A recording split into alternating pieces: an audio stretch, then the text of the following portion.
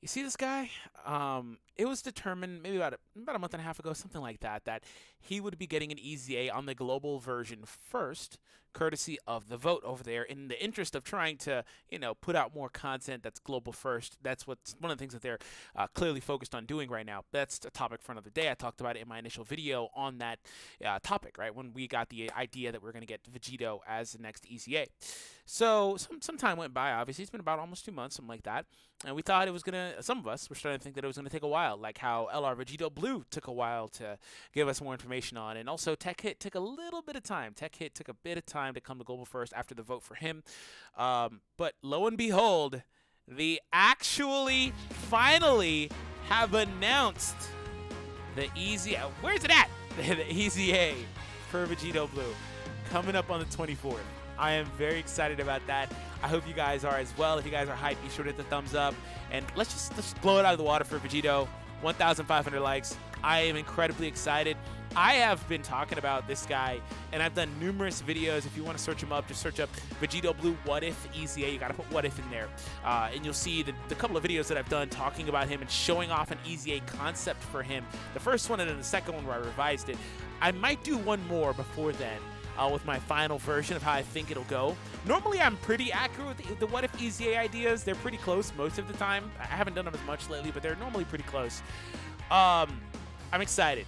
Very excited for this to come. So, if that's all you wanted to hear, thank you for tuning in. I appreciate it.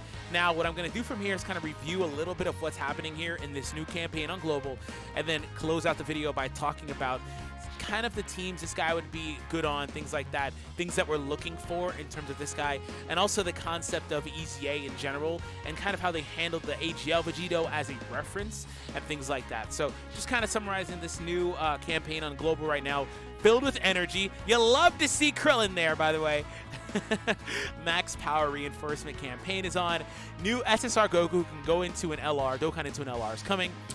So on top of that, though, they do talk about luxurious login bonuses and a new Extreme Z battle and the 16th Virtual Dokkan Ultimate Clash coming out. So here we go. They have the login bonus and missions, as always. The Stone Sale. Hercule's gifts are back. So that's obviously something that you guys might get lucky on, might not, but it's still nice to see it. Baba Shop for Max Power Reinforcement campaign. So exchange growth badges for items and characters. The new LR Goku is coming over here, so he's actually not even that old, by the way. He's kind of like, what did he come out? Like around Christmas? Something like that. He's not that old, though. Long story short, I think it was early December. Probably about 2 months ago on JP at this point. Anyways, we'll pull that up in the video, in fact, later on. But anyways, he's coming to Global. You'll love to see that. The Int characters are coming, and they actually are going to be Dokkan Awakening. Big time to see those coming to Global now. Those guys are so good. So good. All of them are so good. So you love to see that too. We do have the Kai banner back, and we have some other story events and Dokkan events and stuff like that being rerun. Now, we do have this Super Strike event coming. I'm pretty sure this is just to farm the Super Attack of the new Vegeta. I wish they would just awaken these guys. I mean, I don't know what their idea is. I think they've completely scrapped it. And also, they've completely scrapped, it seems, the formidable enemy type of linking units where they drop on boss stages or Dokkan event stages. This is one of those things that they've kind of moved on from. So, I mean, it's weird. Some of them never even got awakenings. Like Kibito is not even in the game at all. Piccolo Jr., he's not in the game at all either. And he would be an interesting one because he's actually a different name, Piccolo, so he would actually be a different character for a theoretical Namekian team. I say theoretical because the team needs a lot of pieces. Obviously, there's a leader and there's a bunch of units, but they need a lot. Anyway, so we do have this other stuff coming back. And again, the Extreme Z, it looks like since Janemba's there, I wonder what, is it movie bosses? Is that what they're doing? I gotta pull up Janemba. What categories does he have? Maybe transformation boost? Maybe they're doing transformation boost. It could be transformation.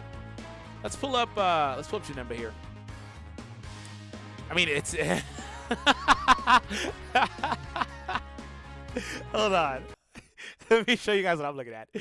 I pull up Janemba. He literally has two. It's definitely transformation boost, I think. Because the Zamasu should be in here, right? At least AGL Zamasu is. He's coming to Global, so it doesn't really matter. Anyways, though, yeah. he only has two categories, so it's like, oh, yeah. In before it's movie bosses. It can't be movie bosses. Why would it be movie bosses? Anyways, in before it is. So they have the Time Traveler. Oh.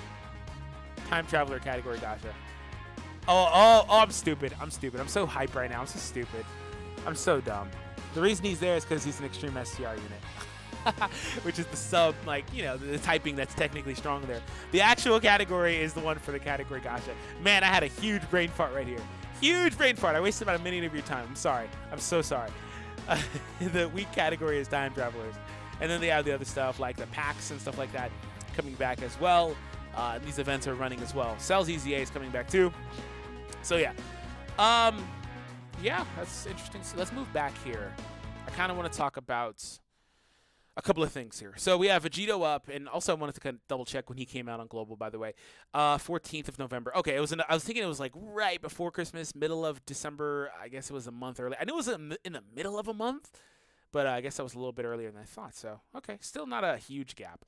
Anyways, so one thing to consider is when it comes to him, it's kind of easy to look at some of what they'll do because his counterpart has already EZA'd on the Japanese version. So 3 key and 100% is going to be something to consider for him because this guy, though, I guess technically he's not really his counterpart. His real counterpart is Rose, and this guy is with Trunks because they like to do that flip-flop pairing for some reason. Anyways, what he's going to do, he was already 3 key initially. It would be safe to say he goes 120 superclass and 3 key. I don't know why he wouldn't, right? We already have other superclass leaders in the game. It just makes the most sense. There's no reason not to give him 3 key 120, right? You could give him 100 if you really want to because this guy got it. But, like, he goes from 1 key and 70, which is actually interesting because he actually had a higher stat spread. So, really, honestly, I guess I wouldn't be surprised if this guy went 3 key and 100 either, to be honest. I wouldn't be surprised if all 4 of the units, Trunks and both Zamasus and this Vegito, all go 3 key 100. I would not be surprised, but I think he'll go 120 because he. I honestly wouldn't be surprised if he just goes 70. It depends on how interested they are in keeping the original mold. The way that they did this initially was back then, Trunks' leader skill superclass 1 key and 70%, just for reference. You got the higher stat boost at the exchange for less key, right? This is kind of an outdated thing. I don't believe they've done it since, really, on premium units like this. Not really as much. I mean, they kind of did it a little bit with the mono era, where the primary Super STR, for example, got 3 keys. Secondary one got 2 key. Off the top of my head, it's been a while since I've used those leader skills. Anyways, I don't think they're interested in doing that anymore, though. I'd be interested to see how they handle this. Maybe they actually go. Would they go beyond 3? If they get 4 key and 70 or something like that, that'd be really interesting, actually. I'm going to just say 3 key 100. Now, this guy is interesting because his passive, we're going to start from the passive before we go back to the super attack. In terms of how his passive was handled, I want to actually pull up AGL Vegito for a reference here. Because AGL Vegito was a unit that came out in a relative time period. So let's see kind of what happens with him. So he didn't have any sort of attack and defense increase. He does pick it up, though. He picks up 40% attack and defense when he takes a hit in the same turn. So after he gets hit, he gets this bonus. You can take from that what you will. It's better, obviously, to have the defense, so hopefully you don't get supered before you get the chance to get this up, or maybe, you know what I'm saying? Like, it's better to have that. You also want to get the attack increase, meaning that he's designed to go in the front spot, ideally, so he can go in the front spot, get a hit first, or at least get a hit after he's already done his hits, maybe get a couple counters, but then also support the allies by increasing their attack by 35% now. He's designed for the front spot, right?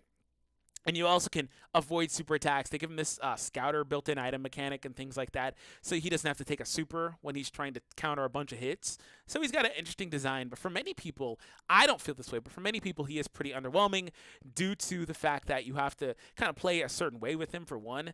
But his damage is not, like, on the surface. When you look at his actual attack stat, it's not, like, crazy. But the thing that's lost in the shuffle is he does counters.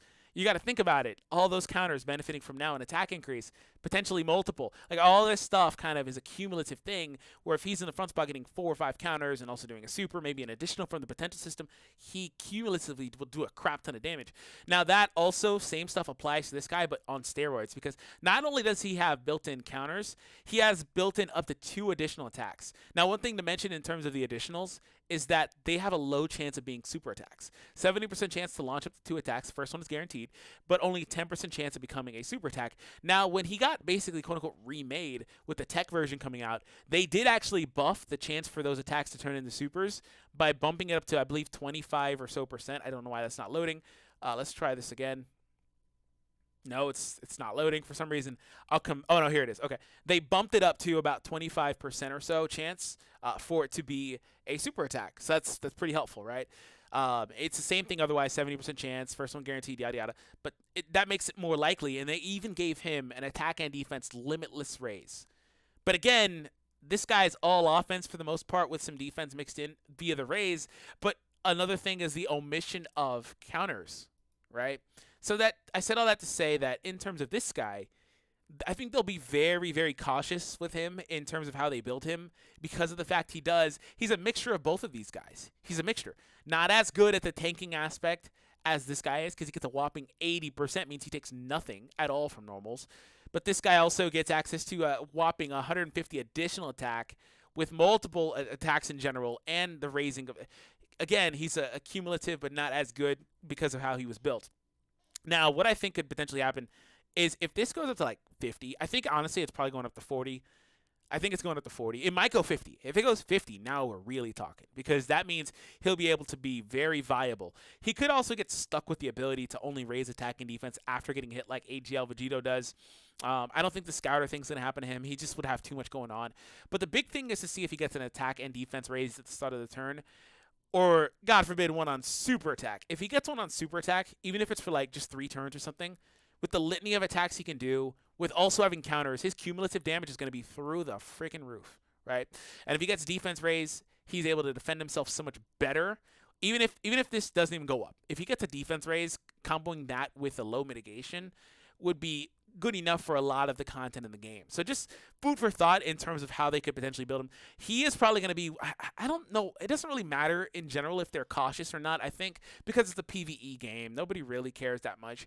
A lot of people don't really care. But like, I think that they do have an interest in not making some of these units too strong, which is why they took an ultra seemingly cautious approach with this guy. And I can't help but think the same thing's going to happen here, right? So let me know what you guys think ultimately. Now, the last thing I kind of want to talk about is if we take a look at some of the category teams he has access to, and this is global first, so that's, you obviously got to take that with a little bit of grain of salt because we don't have access to him on JP right now. They could do the thing where AGL Rose is about to EZA on JP, which would be like really bad timing because we just got an LR for him. But hey, it could be happening. I think that virtually on every single team they're applicable to, if he's even able to be a facsimile of what this guy is, I think he actually kind of usurps him as the better Vegito on the teams that he's applicable to for the most part, especially because the links. That guy actually has access to, like, Prepare for Battle, which is obviously a lot more usable on teams like Future Saga, right? Because the Trunks, it's a lot more usable. So I think that he has a pretty good shot of usurping him as the better one. Now, except for this team, the reason why is because I think that actually, let me see the link set. He does not have, like, Warrior Gods, for example, like this guy does. They trade the link off, right? Warrior Gods could be very helpful because on the new team, like Last Resort, you have access to some units that would like to have it. And I don't want to completely discount LR Vegito. He's still really good, the older one, right? The LR Vegito Blue. I'm mainly talking about the TURs. But I think that it's nice to have the options, though. I guess it obviously remains to be seen. There's a lot of speculation as to like what could happen ultimately.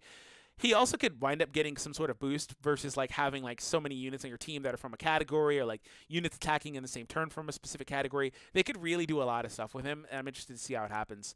So anyways, thank you all for tuning in. I hope you guys enjoyed. Hit that subscribe, of course, if you're new for more content, as well as that notification so you don't miss anything we upload here on the channel. Have an awesome day, and I'll catch all of you guys in the next one.